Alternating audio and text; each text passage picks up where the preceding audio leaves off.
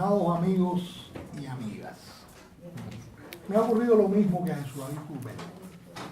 He escrito ya algunas páginas sobre la poesía de Lara, pero hay una imagen que me persigue en su trabajo como creador.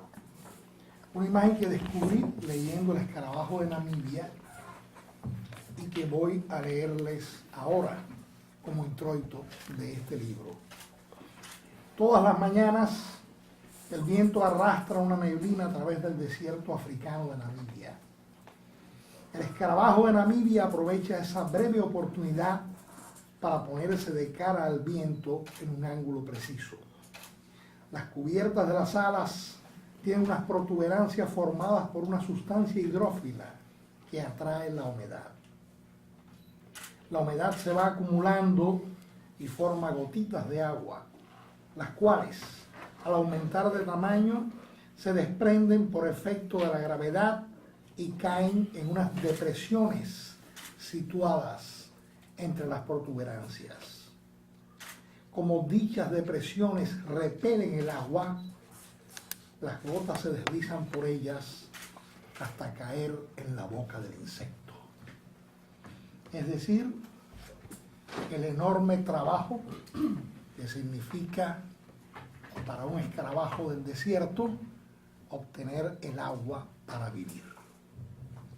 La imagen me obsesiona y me obsede en el sentido de que he sentido desde que Lara comenzó a mostrarme sus textos que había esa necesidad expresiva de ir dinamitando estas zonas un poco aviesas del lenguaje e ir colocando como pequeñas cantidades de calor a lo largo de esa producción, que podrían ser, en principio, los aforismos, los textos más pequeños, las pequeñas sentencias, aquello que estaba condensando la masa de lo que sería después el estallido de su poesía.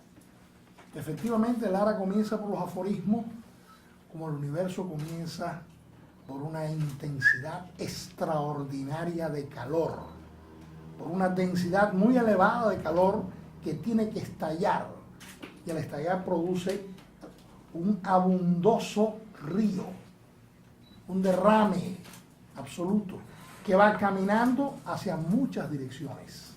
Una explosión que está contenida en un primer sentimiento de la poesía de Lara, el sentimiento de que el poeta es ante todo un filósofo.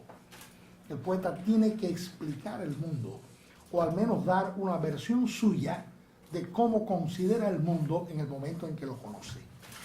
Esta circunstancia hace que los aforismos vayan transformándose poco a poco en ampliaciones, como si fueran ampliaciones fotográficas, donde la cámara va distendiendo el texto y el texto viene a entrar en dimensiones muy diferentes, como por ejemplo en el caso de Alicia o la elección de la fe, donde hay un sentido musical, rítmico, ¿verdad?, muy cerca de la poesía cubana, diríamos postconversacional, pero también con todos los rigores que tiene el uso metafórico en ese libro.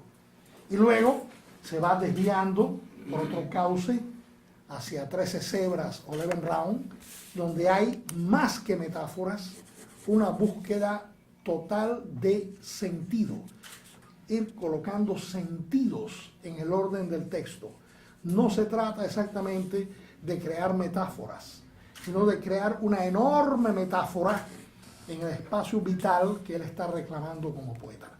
Lo mismo para 13 cebras, para el propio escarabajo de Namibia, brillantemente evaluado por Curbelo, e incluso para los libros posteriores. Por lo tanto, esta abundosidad se va diseminando en varias direcciones y va tomando cuerpo en varios estilos de hacer la poesía. Un estilo que adeuda a la tradición cubana, un estilo que se prolonga hacia la prosa o hacia el cierto sentido, diríamos, del relato, y un estilo que se escapa y llega a convertirse en ensayístico, un estilo prácticamente de carácter gnóstico, filosófico. Entonces Lara se mueve en esa enorme dimensión, creando lo que a mi juicio es un sistema poético. Es decir, un núcleo central que a mi juicio está colocado en el concepto del dolor. Él dice aquí, en Leven Round, en uno de sus poemas que yo prefiero, precisamente, que es el, déjenme ver si lo encuentro, entre tantas marcas que he hecho al libro, Música del dolor. La conciencia del dolor engendra una música interna, la misma que usurpa el viento, la misma que nos separa de este paseo interminable.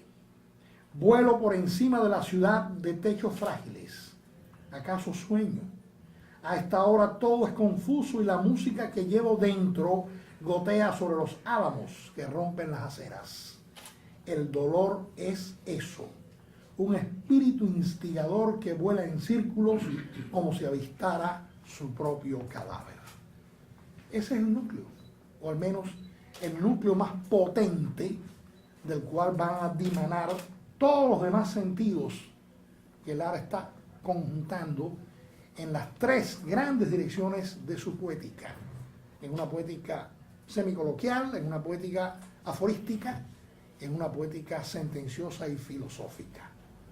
En este sentido, esta abundosidad sí me recuerda efectivamente algunos factores de la música popular.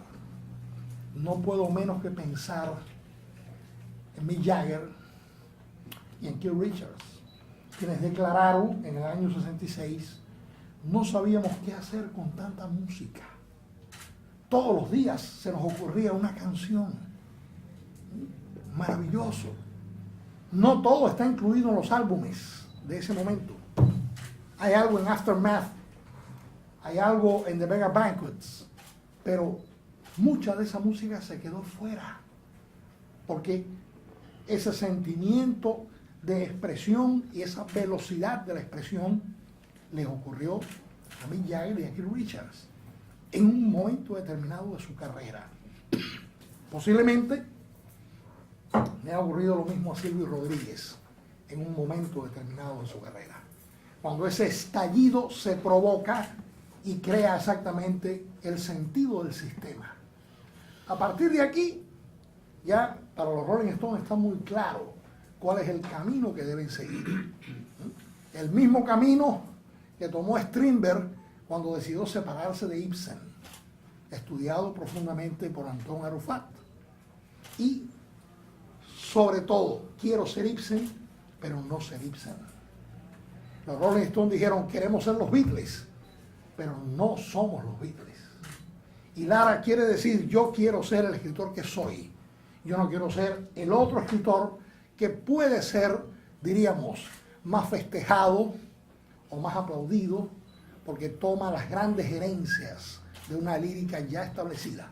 No, voy a crear un camino, voy a crear un sistema, voy a crear una imagen del mundo. Esa imagen del mundo está atravesada por el dolor que va irradiando hacia la búsqueda continua e incesante de todas las relaciones humanas que tienen que ver con este sentido.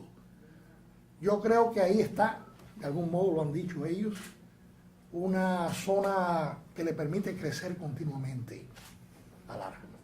Lara no se va a quedar en 11 poemarios. Lara va a seguir creciendo como poeta. Y va a seguir creciendo como poeta porque el sentido vital de su sistema no se agotó. Al contrario, ha comenzado a expandirse con mucha mayor intensidad, en la misma medida en que ya no le importa el dominio de las palabras. Lo que le importa es expresar, tener la capacidad de comunicar una experiencia que es intransferible, que es suya, que es propia, que es dolorosa, que es amarga, pero que al mismo tiempo está buscando una salida, una respuesta, una necesidad de simbolizar el propio universo al cual él hace referencia, el universo de su vida interior, de su espíritu y de la época en la cual convive con nosotros. Este sentido es lo que me sostiene para creer que Lara es uno de los pocos poetas cubanos contemporáneos que ha logrado crear un sistema.